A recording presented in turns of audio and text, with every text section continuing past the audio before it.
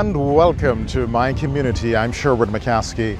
It is your weekly program that allows Barbadians to share that rich history and heritage of their communities and so enrich the lives of all of us. I'm pleased that you have joined us. In the last two programs, Dr. George Bell made a reference to a lad who grew up in his community. That lad has moved on. Today we know him as a cultural ambassador. He has written the name of Barbados on history's page. In this week's episode, Dr. George Bell dutifully passes the Mayan community baton over to Ambassador Dr. the Most Honorable Anthony Gabby Carter. This place occupies a special place in his heart. This is like sacred land to me. This is where I grew up. This is where I learned to swim. The beach is right over here, the only red sand beach in Barbados and this part of the Caribbean. It was so beautiful. The fishermen would bring their boats right in. And in those days, those men were so good at fishing that they had no compass, they had no ship to shore. My grandfather's boat was called the Monkey. I had no rudder.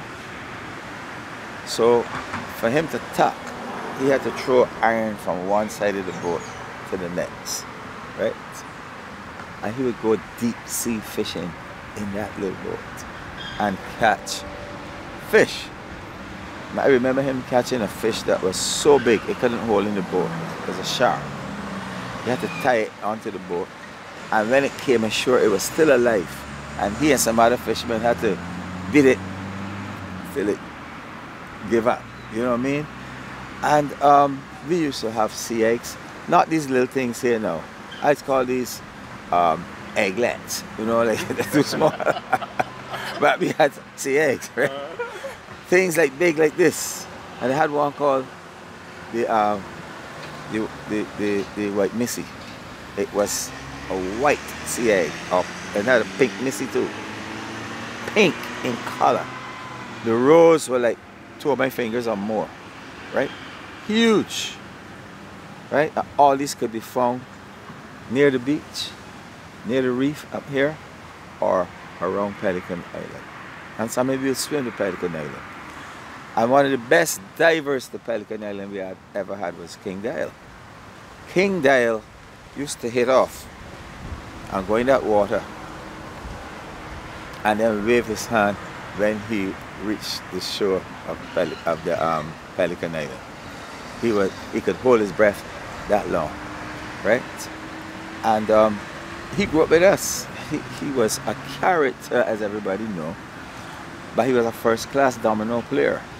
Sometimes after 2 or 3 plays, he called in the cards in at least 2 other players' hands and things like that. He was very, very good at dominoes. And a guy called Sonny Keyser used to play together, right? But this land, sacred, man. We had a mortuary up here. We also had cable and wireless up here in the early days. That's where I know it to be until it became this big company and all that. And right over here, where you have the chicken place here, don't want to call the name. Thank you very much. Right, all of there is where we used to swim. I used to be at the sea every day. I became an extremely good swimmer. Swim for hours. I would go in that water at 9 o'clock in the morning, come at 6 o'clock in the evening with no kind of anything to hydrate me. I would just be in that salt all that time. I was so dark in complexion that it used to look almost blue, and then all of my hair turned blonde like a European because all the melanin had left it, right? I used to be in the sea that much. We swim all up behind Fonty Bell here, and I remember the day we were down there and we saw these police come and asking us where we get these coconuts from. He said, coconuts, we got them from the white woman over there. No, you didn't. They don't give so much. They will give you 1 or 2, but not the amount. Come. And we got the 5 of us going back. Now, the gate used to lead out to the sea. So that's where she came to us, right? But they took us around the front of Fontibel to the front. That woman could have caused us to go to Dodds. And then the police said, you gave these guys all these coconuts? She said, yes, I did, of course. And he said, don't get scared for them, you know. Don't get scared, just tell the truth. She said, but I am telling the truth. I gave those children those coconuts. And he looked like kind of disappointed now, because in those days, the slightest thing we did, it was Dodds. The slightest thing. Right? I mean, under colonialism, that's why I hate colonialism with every fiber of my body. We had not much rights, really, you know. I mean, when you think about it, Barbados in those days, Belleville, Strathclyde, Fontibel right here. I mean, it was terrible, really terrible. They used to train the dogs to recognize the maids. Because any other black people crossing the street, that's trouble after 6 o'clock. So we used to come down through the alley. They had a big sandbox tree, huge. But it was like a really a treasure, because I had never seen a tree that huge in circumference, right? It was much wider than my hands here. Huge tree. That was a landmark reminding us of how we used to walk down through that alley to get to the beach, to the red sand beach. Of course, we had the reef, which had a big playing field, Princess Alice playing field, and you could play football, cricket, and lawn tennis at that time, simultaneously, one wouldn't interfere with the other, and still you had what I used to call the indoor sports building. So you could go in there and play drafts and dominoes and cards and whist. Yeah, well, whist is part of the cards, but the men used to play all those games and so on, and table tennis, right? And we had swingers all out here. Would have been swingers, like a kind of recreational facility. They had a man called Rani, I can't remember his last name. He used to dress in khaki all the time.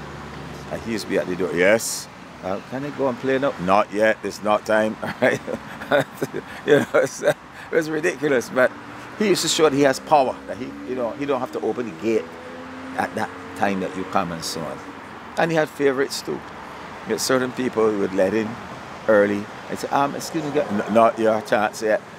But you let it, that is my business, that is my right. I could let in who I like, I am the boss here, right? So that kind of attitude. But you went through a lot of that. But I loved this place. The water used to go right there where those mile trees are, the casuarina trees. That was the end of it. They had a man we used to call Edward Brick. I think that was his proper name, Brick. And he too was in charge of the cable and wireless stuff and so on down there. And they had a guy called Map. And then they had a man called Brown. Now Map was a dark man, an African man. And Brown was like a mulatto or white person. And they used to play lawn tennis every day against each other, right? They had Tasker. I remember the name Tasker clearly, playing tennis. Hode. The Hodes, they used to sail boats, and they also used to, any kind of sports the Hodes could play. Any kind of sports. And my friend Jimmy Soro, he would come down and play. We grew up together from children. And Jimmy would always be on the pasture with us, him and a guy called Morris Straker, right? They were my friends from school days. Me and Morris used to walk to school every morning together.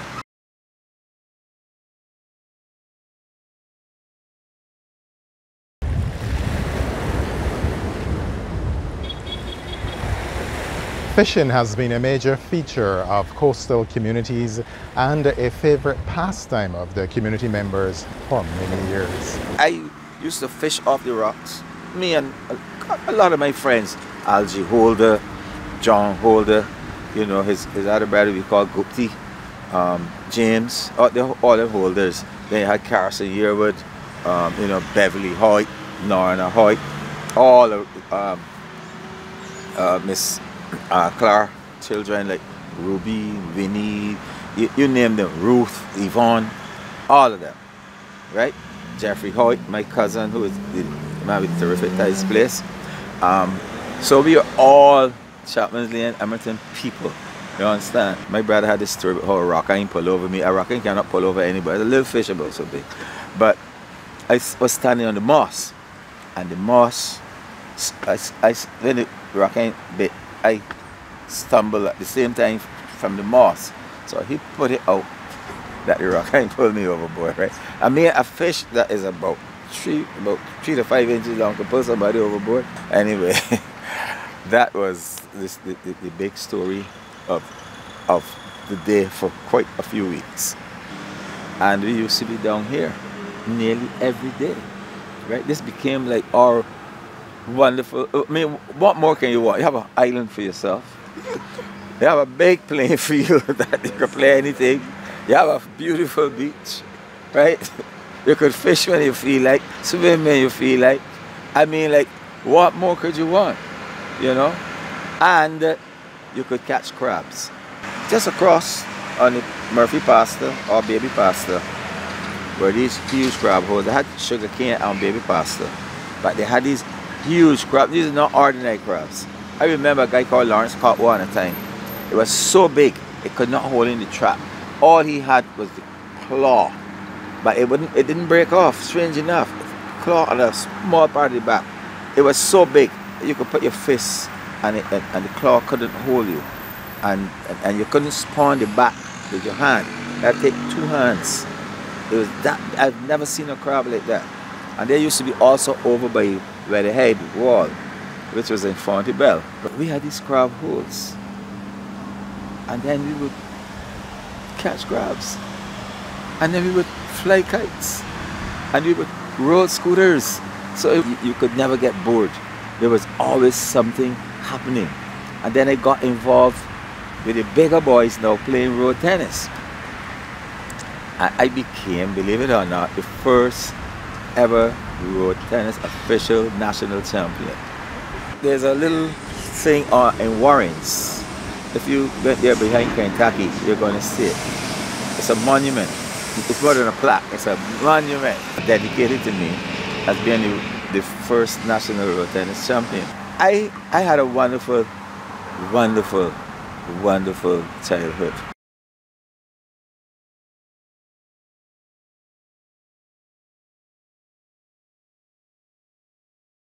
When I pass here and I see that harbor, it hurts me because Pelican Island was a treasure. I still have pictures of Pelican Island, both in black and white and color.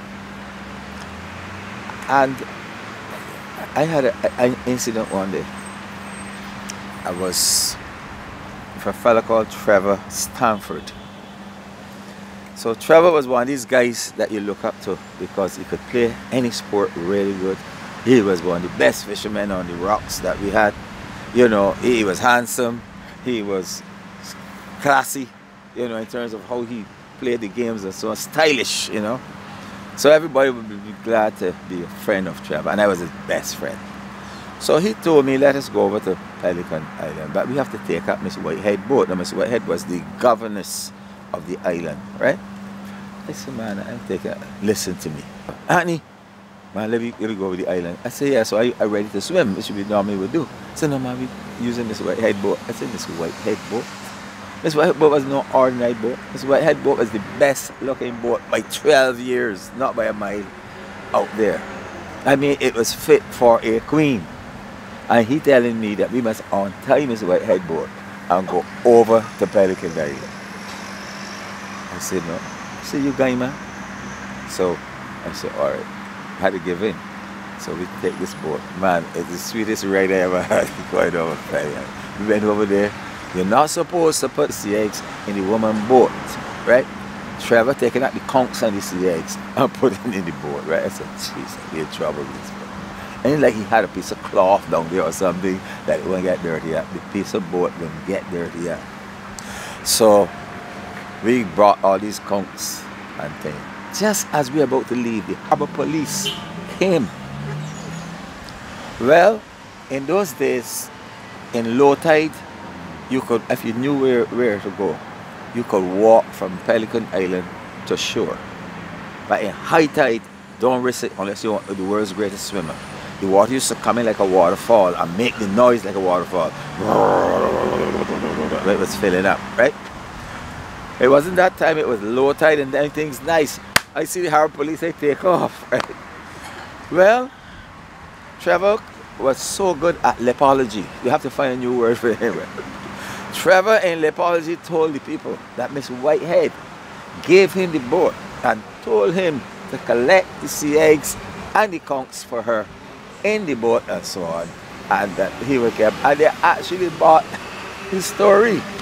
But that wasn't the sweet part. The part was that when he got back ashore, the evening, I am there by Miss Bess, who used to sell corn under the light, helping Miss Bess fan, because I know once I fan enough, I can get free corn, right? So I heard Trevor, you come here. I said, yeah. Listen, right? If I did get in trouble with the police, right? Me alone in trouble, right? Let me tell you something. When we in this together. So never risk again play Ukraine running long and left for me, man. Don't ever risk it again. Bring your head here. Wax one slap. I take the little slap. You can't risk the cry because you're gonna show that he's a man, right? So I take the little slap and think, I'm here Trevor make back up. You understand? But those are memories of this place. Well, they say memories don't leave like people do, they always stay with you.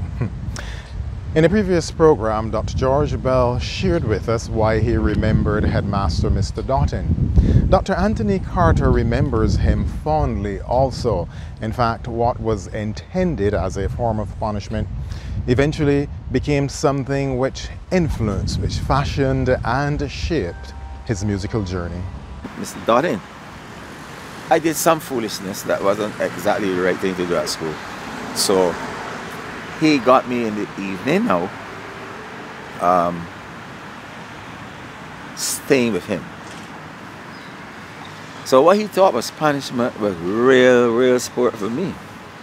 I sitting down there, something he correcting. He's the only principal or headmaster I know that the teachers correct work. And he would take what the teachers corrected and correct himself and go through each one individually. And his brain was like lightning, so he got, yeah, but, right through. But got me now as this person that got to put the books together. And the forms. Okay, these are the names of the, he would tell you the names, so you know these books belong to A, and this one belong to B, and this one belong to number 1 or 2 or 3, third form, whatever it was.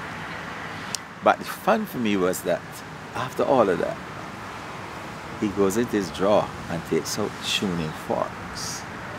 I hit, bing! He said, hit that note, and I go, ah. He said, oh, okay. Take out another one. Bang! He said, hit it. Ah. Not bad. Next one. Bing! Hit it now. Bing! Oh, you have a pretty good ear. All right. And from that time, that evening, that was my fun. I don't care how much books I got to put together. I waited for to hear that tuning fork. And that's how it started to develop an ear for music. To hear it, not just to sing it, but to really hear it well. If I'm listening to music, I have to listen not for the goodness in it, I have to listen to the flaws. So if I hear the flaws and correct the flaws, then there are no flaws. So, and that's how I began to develop this thing through Mr. Doughton.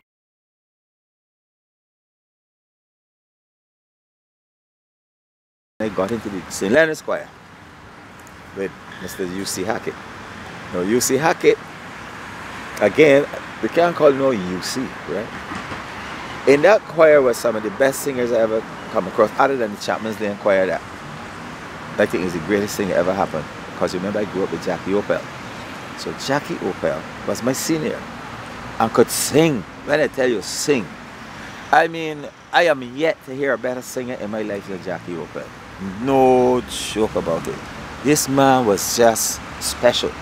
Because everybody knows that certain songs are to sing in certain keys. Everybody have a register.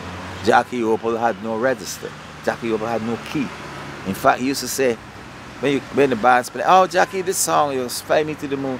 What key? Any song in any key. Right? And he called. And there he goes. And he's not kidding. He could do it. And I remember this distinctly a night at Rockley. Jackie's singing. And this tourist came up to him and said, hey, you sound good, man. You're good. Do you know Fly Me to the Moon? Jackie's one of my favorites. Could you sing it? Jackie, sure. In Spanish. Spanish. In Spanish? Yeah. Sure. I can sing it in Spanish, Dutch, French, Italian, German, Belgian, and English. Hold on, band. Start back over. 1, 2, 3, 4. Fly me to the moon. Mil carricus paradar. The man said, hey, that's not Spanish. Jackie, start the band, start the band. What you want? For $1 Belgian. Oxford Spanish? This is Belgian Spanish. Listen, Jackie Oppel was a comedian. Because he didn't care, right? Grew up on the wharf, diving coins, this, that. He just did not care. But talk about special talent. Was writing songs since he's a teenager. Right? Dance like the wind. He's the only man I ever saw. That's the microphone there. And Jackie would pitch his voice here. Everybody knows if you have a microphone, you sing to or through that microphone. The microphone is here. Jackie is here. Jackie would deliberately turn away like this and sing, and his voice is flying through that microphone there with the kind of power that he had. Right? He was just special. We would never see nothing like that again. Never. Right? And so, you know, he grew up with that. That's special talent. And then people like Orman Scott, tenor out of this world. He was considered the best tenor in Barbados, but he used to sing in the St. Mary's Choir. Right? You got Rolf Hines, another good tenor. You understand? But when you grew up with that, you grew up with young Waddell being the welterweight champion of Barbados. Reggie Haynes being the best footballer in the country. Right? You grew up with Charlie Griffith being your friend. You understand where you go up with? You better bring your standard up, man. So that's it. That's what I had. I had to try to get to that kind of quality and standard.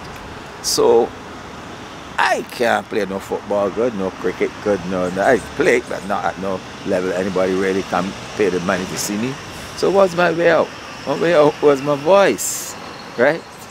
And I got lucky and get two of the best choir masters in terms of Graffour and a man named Bailey. I never know Bailey's last name, but Graffour's real name was Seymour Bishop, right? And so, Sherwood, I used to want to excel. You're listening, Miss Walcott, which is Jerome Walcott's grandmother. She had a record player, right? She had a white cloth. I don't know if she had one or 91, but always covered with a white cloth. And she has this RCA Victor thing. And you put on the record and you listen. And I had to behave, I mean, exemplary behavior to get a chance to hear this music, you know. She would look through the window to my mother. My mother name was Rosalie. Rose, you do anything wrong today? I said, no, I already could come over and listen to the music. I had to pass a test, a good behavior test. I never go over Miss Walcott, and her floor was always polished. One thing about Miss Walcott, no dust can be found in that place. And so you got in there and you hearing, not no sparrow yet, you know, lion, and tiller, right? Spitfire. invader, men at that elk, right? Attila the Hun, yes. And then afterwards came Sparrow, Kitchener, Melody, Sparrow, and so on. Listening. I would hear all the other music, all the Bing Crosby, all the Mario Alonso, and all these great singers, right? Nat Cole and Frank Sinatra and so on. But I am graduating towards Sparrow, Kitchener, Attila, Lion, especially Lion. Lion had something in him, and Spoiler that the rest didn't have. That I used to be like in awe of, first of all, their voices, their ability to phrase, and the topics and stories that they can tell, right? So I would wait for that moment, and then Radio Fusion used to bring a little calypso on. I don't choose or arrange this half hour. Only time. Can you imagine you living in a Caribbean, and the only time you can hear calypso is on a specific day of the week for half hour? That's what colonialism did. But it taught me one thing though. Appreciate Bach and Beethoven and Tchaikovsky. You understand? They had a program of reflection called Time to Remember. Music to Remember. My brother Michael Tank Carter, used to call it music to forget because he hated it. He hated it. He can't stand. Gabby, what are you listening to? I said, I listened to the greatness, man. There ain't nothing great about that. There ain't nothing. I can't understand that. What part of that there could be great? I said, your ears are not intricate enough to understand what's going on here.